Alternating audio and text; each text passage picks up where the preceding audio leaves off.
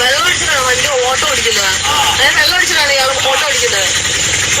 കേട്ടോ, വെള്ളം അടിച്ചിട്ട് ബാക്കി ഇരിക്കുന്നവർക്ക് എന്തെങ്കിലും പറ്റിയാൽ എന്ത് ചെയ്യും? ഫുഡ് കഴിക്കാൻ വേണ്ടി സ്ഥലം പറഞ്ഞു കൊടുത്തു, അതറിയില്ല. അപ്പൊ ഞാൻ പറഞ്ഞു ഓക്കെ സുഡിയോടെ അടുത്താണ്. അപ്പൊ അയാൾ എന്റെ അടുത്ത് പറയാം സുഡിയോ ഇവിടെ ഇഷ്ടം പോലെ ഉണ്ട് കൊച്ചെന്ന് പറഞ്ഞ് എന്റെ അടുത്ത് ചൂടാവുന്നു. എന്റെ അറിവില് തൊടുവിൽ ഒറ്റ സുഡിയോ പണിതിട്ടുള്ളൂ. പിന്നെ ഇയാളുടെ ആരെങ്കിലും വകയിൽ പണിത് വെച്ചിട്ടുണ്ടോ എന്ന് എനിക്കറിയത്തില്ല. വെള്ളം അടിക്കുന്നതിന് പ്രശ്നമല്ല, വെള്ളം അടിച്ച് വീട്ടിൽ പോയിരിക്കാം. വെള്ളം അടിച്ച് എന്തിനാണ് ഓട്ടോ ഓടിച്ച് നടക്കുന്നതെന്ന് എനിക്കറിയത്തില്ല. അതുകൊണ്ട് ഇയാളുടെ ലൈസൻസ് തന്നെ കട്ട് ചെയ്യണമെന്ന് എനിക്ക് പറയാനുള്ളത്. കാരണം അത്രയും പ്രൗഡായിട്ടാണ് അയാൾ പറയുന്നത് വെള്ളം അടിച്ചിട്ടുണ്ടെന്ന് ആന്ന് പറഞ്ഞ് വണ്ടി ഓടിക്കാൻ നിൽക്കുന്നത്. സ്റ്റിയറിംഗ് ഇപ്പൊ അയാളുടെ കയ്യിൽ നിന്ന് വീഴൂന്നുള്ള രീതിയിലാണ് നിൽക്കുന്നത്. വണ്ടി പോകുന്ന തന്നെ പറഞ്ഞു അപ്പൊ തന്നെ വണ്ടി നിർത്തുന്നു പറഞ്ഞ വണ്ടിയിൽ നിന്ന് ഇറങ്ങി. അപ്പൊ അയാൾ പറയാം ഇല്ല കയറുന്നു. ഞാൻ വണ്ടി കയറിയില്ലേ അപ്പൊ തന്നെ ഈ വീഡിയോ എടുത്തു അവസാനിപ്പിച്ച് അവളുടെ നമ്പർ പ്ലേറ്റ് ഞാൻ എടുത്തിട്ടുണ്ട്.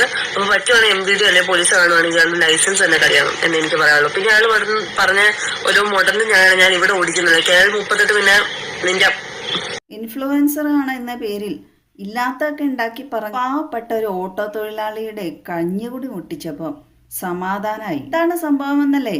ഇപ്പൊ ഈയിടെയാണ് തൊടുപുഴയിൽ ഫസ്മീന സക്കീർ എന്ന ഒരുത്തി, ഈയിടെ തൊപ്പി എന്ന ഒരുത്തനുമായി ബന്ധപ്പെട്ടുള്ള ഒരുത്തിയാണ്. അവള് ഓട്ടോ വിളിക്കുന്നു.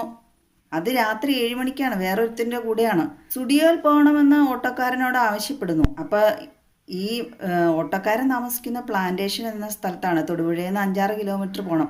ഒരു ഉൾപ്രദേശമാണ്. ഒരു പക്ഷേ ഈ ഓട്ടോക്കാരൻ അവിടെ വല്ല ഓട്ടോ വന്നിട്ട് തിരിച്ചു പോകുന്ന വഴിയോ വല്ലതൊക്കെ ആയിരിക്കാം. പ്രായമുള്ള ഒരാളാണ്. സ്റ്റുഡിയോ എന്ന് പറഞ്ഞാൽ അതുമായിട്ട് ബന്ധപ്പെട്ട ആൾക്കാർക്ക് മാത്രമല്ലേ അതിനെക്കുറിച്ച് അറിയുള്ളൂ. അല്ലാത്ത ഒരു സാധാരണക്കാരൻ ഇപ്പോൾ സ്റ്റുഡിയോ എന്താണെന്ന് അറിയണമെന്നില്ല. സ്റ്റുഡിയോ ആയിരിക്കും എന്ന് വിചാരിച്ച് അദ്ദേഹം പറഞ്ഞു ഇവിടെ കുറെ സ്റ്റുഡിയോ ഉണ്ട്, ഈ സ്റ്റുഡിയോയിലാണ് പോണ്ടേന്നാണ് ചോദിച്ചത്. അപ്പൊ ഇവക്ക് അതങ്ങ് ഇഷ്ടപ്പെട്ടില്ല. ഇവൾ അയാളോട് ചൂടാവുന്നു. ഇവക്കടെ വീഡിയോയിൽ പറയുന്ന അദ്ദേഹം ഇവളോട് ചൂടായി എന്നാണ്. പക്ഷേ ആ മനുഷ്യൻ വെച്ചിട്ടുണ്ടോ എന്ന് ചോദിച്ചപ്പോ അന്തം തിരിച്ച് അയാൾ റിയാക്ട് ചെയ്യുന്നത്. അദ്ദേഹത്തിന്റെ മകന്റെ ഒരു ഓഡിയോയിൽ പറയുന്നുണ്ട്, ഒരു ചാനലിന് അയച്ചു കൊടുത്തു ഓഡിയോയിൽ. ഇപ്പോൾ അച്ഛൻ തൊഴിൽ ടൗണിലോട്ട് ഓട്ടം പോയതാണ്. ഓട്ടം പോയപ്പോൾ അവിടെ KSRTC സ്റ്റാൻഡിലാണ് ഓട്ടം പോയത്. അവിടുന്ന് തിരിച്ചു വരുന്ന വഴിക്കാണ് ഈ ബന്ധുശാലി കൂടെ കുറച്ച് ഇറക്കണമുണ്ടായിരുന്നു. അതുകൊണ്ട് വണ്ടിയിൽ കയറിയെന്നാണ് പറഞ്ഞത്.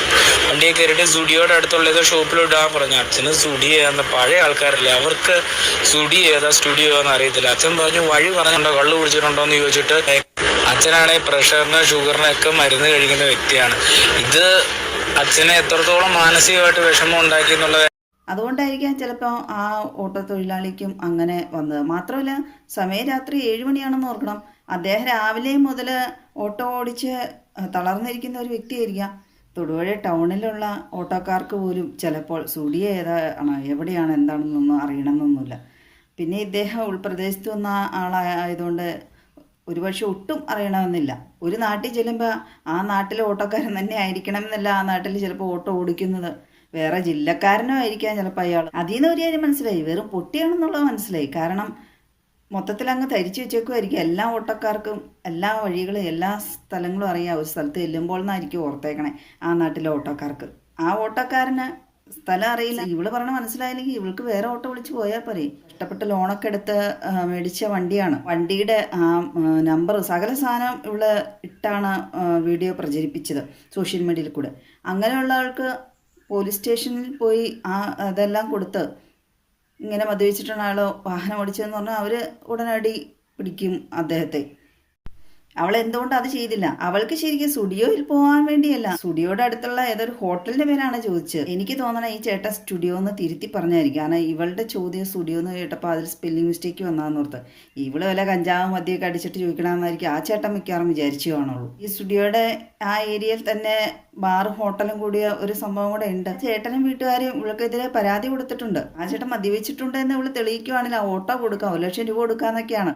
ആ സ്ത്രീ എന്തൊക്കെ പറഞ്ഞാണ് അദ്ദേഹത്തെ ആക്ഷേപിച്ച് ആ വീഡിയോയിൽ ഇട്ടേക്കണത്. ഫസ്മീന സക്കീർ എന്ന സ്ത്രീ എന്തിനാണ് ഇത്രയും വിവാദം ഉണ്ടാക്കി ഹോട്ടലൊക്കെ അന്വേഷിച്ചതെന്ന് അവളുടെ പുറകെ ഒരു അന്വേഷണം നടത്തുവാണെങ്കിൽ ചിലപ്പോൾ പല കാര്യങ്ങളും പൊങ്ങി വരുമായിരിക്കും.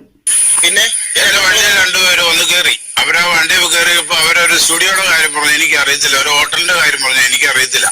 ഞാൻ അറിയാണ്ട് ഞാൻ അവരോട് പറഞ്ഞു, അപ്പൊ നിങ്ങൾ ഒരു പണി ചെയ്ത് അറിയാമെങ്കിൽ നിങ്ങൾ കാണിച്ചു തന്നാൽ എന്ന് പറഞ്ഞു.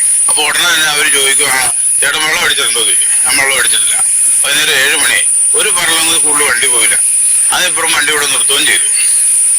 ഞാൻ ഈ ഓട്ടോറിക്ഷ ഓടിച്ചാണ് ജീവിക്കുന്നത്. അപ്പൊ ആരെങ്കിലും കണ്ടാ കയറി കഴിഞ്ഞാൽ അങ്ങോട്ടും ഇങ്ങോട്ടും ഒക്കെ കൊണ്ടുവിടാറുണ്ട്. പ്ലാന്റേഷൻ കിടന്നാണ് ഞാൻ ഓടുന്നത്. അപ്പൊ ഇങ്ങനെ ഒരു വയറിൽ വന്നു കഴിഞ്ഞപ്പോഴത്തേനും ഈ കണ്ട നാട്ടിലുള്ള ആൾക്കാർ മുഴുവൻ അത് കണ്ടു. എന്തോരം ആൾക്കാരുണ്ട്. എന്നെ ഓട്ടം വിളിക്കുന്നില്ല, ഞാനിത് കടം എടുത്ത് വെച്ചോണ്ട വണ്ടിയാണ്. എന്നാ ചെയ്യണേ? എനിക്ക് ബുദ്ധിമുട്ടുണ്ട്. പിള്ളേരറിഞ്ഞു. എല്ലാം കൊണ്ടും വളരെ ബുദ്ധിമുട്ടിയാണ് ഇപ്പൊ ജീവിക്കുന്നത്. എന്റെ മാനസിക ബുദ്ധിമുട്ട്.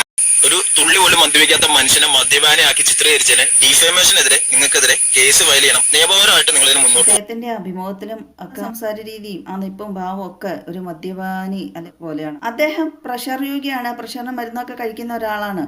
അപ്പം അങ്ങനെ ഒരു അസുഖം വന്ന ഒരാൾക്ക് അയാളുടെ സംഭാഷണത്തിലുള്ളൊരു രീതിയിലൊക്കെ ഒരു വ്യത്യാസം വരാറുണ്ട്. ആ സ്ത്രീയുടെ ഭർത്താവാണോ കൂടെ ഉണ്ടായിരുന്ന ആ ഓട്ടോ വിളിക്കുന്ന സമയത്തൊന്നും അറിയില്ല. എന്തിനാണ് ഹോട്ടൽ അന്വേഷിച്ചതെന്ന് അറിയില്ല. അത് വെളിപ്പെടുത്താൻ കഴിയാത്ത ഒരാളായതുകൊണ്ടായിരിക്കും, എന്തെങ്കിലും ദുരുദ്ദേശമായിരിക്കും. അല്ലെ പിന്നെ അയാൾ രംഗത്ത് വരണ്ടേ, എന്നാൽ തന്നെ എങ്ങനെ വിശ്വസിക്കും? അവൾക്ക് സപ്പോർട്ട് ചെയ്തുകൊണ്ടല്ലേ വരുള്ളൂ. അപ്പോൾ അതിൽ നിന്ന് എന്ത് മനസ്സിലാക്കാം? അവൾ വയറിൽ മാത്രമല്ല എയറിലാവാനും തയ്യാറാണ് പോയത്.